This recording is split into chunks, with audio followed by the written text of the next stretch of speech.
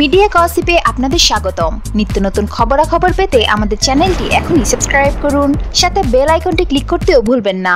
একসঙ্গে বড় পর্দায় শাকিব ও অপু জুটিকে দর্শক দেখেন না অনেকদিন।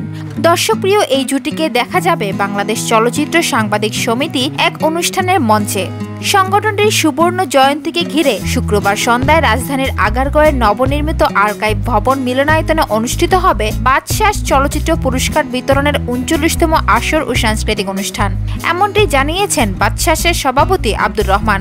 এই অনুষ্ঠানের মঞ্চে নাচ পরিবেশন করবেন অপু বিশ্বাস। চলচ্চিত্রের ৩টি গানে তাকে নাচতে দেখা যাবে।